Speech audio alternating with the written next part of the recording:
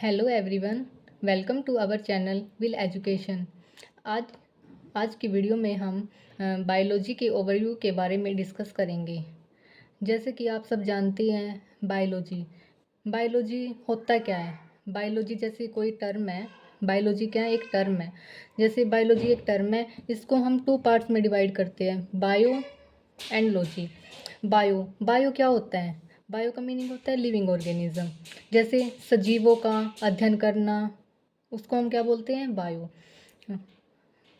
Logy का मतलब क्या होता है? To study. जैसे हम किसी की भी स्टडी करते हैं, उसको हम क्या बोलते हैं? कि अध्ययन करना, किसी भी चीज़ की स्टडी करना। जैसे जूलॉजी, तो जू मतलब क्या होता है? एनिमल। लॉजी क्या होता है? स्टडी करना। जहाँ भी लॉजी वर्ड यूज़ होता है, उसका मतलब मीनिंग होता है कि स्टडी करना। जैसे हम बायोलॉजी टर्म से क्या बन गया? Bio plus logy, living organism to study, कि to study of living organism. सजीवों का अध्ययन, सजीवों का अध्ययन करना। जैसे हम बात करते हैं कि बायोलॉजी के फादर कौन है? Who is the father of biology? Biology के फादर हैं एरिस्टोटल। इसको हम क्या बोलते हैं? अरस्तु। ये कौन थे? सिकंदर के गुरु। इनको क्या बोला जाता है? कि ये जो एरिस्टोटल थे, अरस्तु थे, ये बायोलॉजी में सिकंदर के गुरु थे। अगर जैसे हम बात करते हैं कि उसके बाद हम बात करते हैं जैसे पार्ट्स ऑफ बायोलॉजी के कितने पार्ट्स हैं? वैसे तो हम मेनली टू पार्ट्स के बारे में पढ़ते हैं बायोलॉजी के अंदर, बॉटनी और जूलॉजी। फर्स्ट क्या है? बॉटनी। सेकंड क्या है? जूलॉजी। लेकिन कई बार हम देखते हैं कि बायोलॉजी के अंदर थ्री पार्ट्स होते हैं। हम थर्ड पार्ट को भी अपने साथ लेके चलेंगे, जैसे माइक्रोबायोलॉजी। सबसे पहले हम बात करते हैं बॉटनी। बॉटनी क्या होता है? What is botany? बॉटनी के बारे में हम बात करते हैं जैसे स्टडी ऑफ प्लांट्स। बॉटनी क्या होता है? स्टडी ऑफ प्लांट्स, कि हम इसके अंदर के प्लांट्स की स्टडी करते हैं। प्लांट्स मतलब पौधे, कितने पौधे होते हैं, किस प्रकार के होते हैं। हम इसमें बॉटनी के अंदर प्लांट्स की फुल स्टडी करेंगे, कैसे होते हैं, किस टाइप के होते हैं। ठीक है। और उसके बाद अगर हमसे कोई पूछे कि बॉटनी के फादर कौन है, who is the father of botany? Botany के फादर कौन है? थियोफेरेस्टस। इन्होंने क्या की थी? बॉटनी की डिस्कवरी की थी।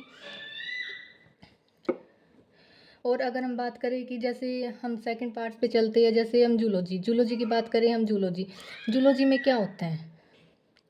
जू प्लस लॉजी। जूलॉजी क्या होता है? जू प्लस लॉजी। जू का मतलब क्या होता है? एनिमल। Logy study. जू का मतलब होता है एनिमल, लॉजी स्टडी, की स्टडी ऑफ एनिमल्स। इसमें हम क्या करते हैं? जूलॉजी के अंदर एनिमल्स की स्टडी करते हैं। किस टाइप के एनिमल्स होते हैं, कितने टाइप के होते हैं, कैसे होते हैं। इसमें हम किस सब के बारे में क्या पढ़ेंगे? जूलॉजी की स्टडी करेंगे। अगर हम बात करें कि जूलॉजी के फादर कौन है, who is the father of zoology? Zoology के फादर भी कौन है? एरिस्टोटल। कौन है जूलॉजी के फादर? एरिस्टोटल। अगर आपने देखा हो तो अभी मैंने बताया था कि आपको बायोलॉजी के फादर कौन थे? एरिस्टोटल। ये एरिस्टोटल ने बायोलॉजी की भी डिस्कवरी की थी और जूलॉजी की भी डिस्कवरी की थी। एरिस्टोटल क्या है? सिकंदर के गुरु है अरस्तु, जिन्होंने जूलॉजी और बॉटनी बायोलॉजी इन दोनों की डिस्कवरी की थी। उसके बाद हम बात करते हैं माइक्रोबायोलॉजी। माइक्रोबायोलॉजी क्या होता है? माइक्रोबायोलॉजी में हम क्या करते हैं? Study of micro organism. हम माइक्रो ऑर्गेनिज्म की स्टडी करते हैं। ठीक है। कि जैसे छोटे छोटे जो जीव होते हैं, उनके बारे में अध्ययन करना है कि वो कैसे है, कहाँ से आए थे, उन सब के बारे में हमने देखना है माइक्रोबायोलॉजी के अंदर।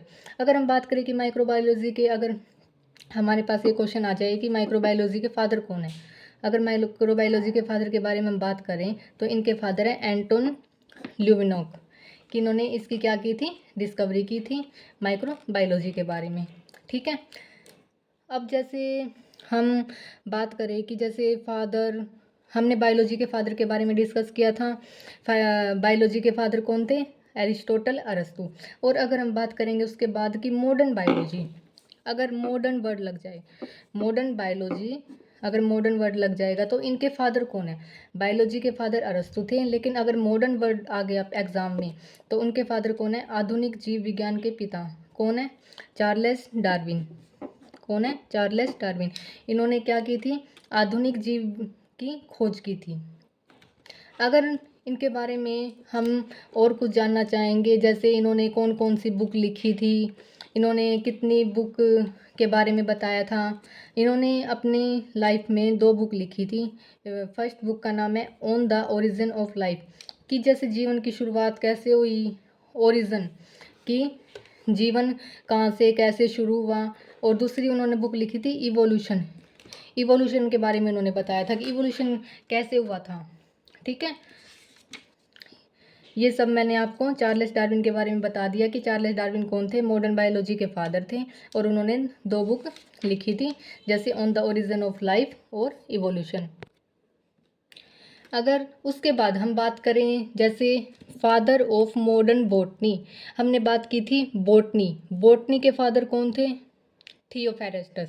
अगर हम ये वर्ड लगाएं एग्जाम में, अगर कंफ्यूज करने के लिए आ जाए मॉडर्न बॉटनी, बॉटनी अलग चीज़ है और मॉडर्न बॉटनी अलग है, तो मॉडर्न बॉटनी के फादर कौन थे? जैसे मॉडर्न बॉटनी क्या होता है? आधुनिक वनस्पति। और इनके फादर कौन थे? इनकी डिस्कवरी किसने की थी? इनकी डिस्कवरी की थी कार्ल लिनस ने। ये कौन है? ये एक साइंटिस्ट हैं जिन्होंने मॉडर्न बॉटनी की डिस्कवरी की थी। और अगर हम बात करें कि इन्होंने कौन कौन सी बुक लिखी थी, इन्होंने एक बुक लिखी थी क्लासिफिकेशन ऑफ प्लांट्स, कि क्लासिफिकेशन ऑफ प्लांट्स मतलब पौधों का वर्गीकरण। बॉटनी है ना, इसलिए बॉटनी के अंदर क्या आएगा? प्लांट्स, पौधे। तो इसने ये इसी बॉटनी के अंदर पौधों के ऊपर ही बुक लिखी थी, प्लांट्स के ऊपर, कि पौधों का वर्गीकरण किस टाइप से किया गया था। ठीक है, इसके बाद हम बात करते हैं जैसे लिविंग ऑर्गेनिज्म। नेक्स्ट टॉपिक के बारे में बात करें जैसे लिविंग ऑर्गेनिज्म। लिविंग ऑर्गेनिज्म क्या होता है? लिविंग ऑर्गेनिज्म एक वर्ड है, ये कहाँ से आया है? यह है बायोलॉजी से। बायोलॉजी के अंदर क्या बताया था?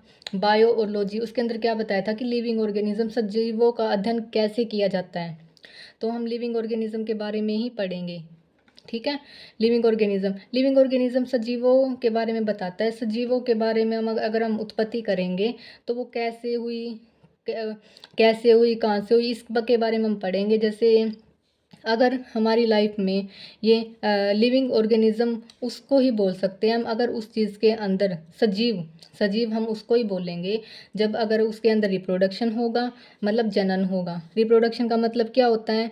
जैसे मेल और फीमेल से मिलकर बेबी बनता है, वो होता है रिप्रोडक्शन। उसके बाद अगर लिविंग ऑर्गेनिज्म का सेकंड वो क्या होता है, अगर उसके अंदर रेस्पिरेशन हो, जैसे श्वसन क्रिया, ठीक है, तो उस इसी चीज़ को हम लिविंग बोल सकते हैं, अदरवाइज हम उसको निर्जीव बोलेंगे। अगर उनके अंदर ये 2 कंडीशन है, रिप्रोडक्शन की और रेस्पिरेशन की, वही चीज़ लिविंग ऑर्गेनिज्म होगी। ठीक है, अदरवाइज वो लिविंग ऑर्गेनिज्म नहीं होगी। उसके बाद जैसे रिप्रोडक्शन में जैसे मैंने अब आपको बताया था, the process by which a living being gives birth to young ones, कि मेल और फीमेल दोनों मिलकर क्या देते हैं? एक बेबी को बर्थ देते हैं। उसको हम क्या बोलते हैं? रिप्रोडक्शन। वो क्या होता है? रिप्रोडक्शन। ठीक है, उसके बाद जैसे हम बात करते हैं रेस्पिरेशन क्या होता है? जैसे the process of getting energy from food, जैसे हम कोई भी फूड खाते हैं, फूड से हमें क्या मिलती है? एक एनर्जी मिलती है। फूड से जब हमें एनर्जी मिलती है, जो एक प्रोसेस होती है ना फूड और एनर्जी के बीच में, जो प्रोसेस होती है उसको क्या बोलते हैं? रेस्पिरेशन। ठीक है, आज की वीडियो में हम बस इतना ही जानेंगे और इससे आगे के टॉपिक हम नेक्स्ट वीडियो में कंटिन्यू करेंगे। Okay, thank you.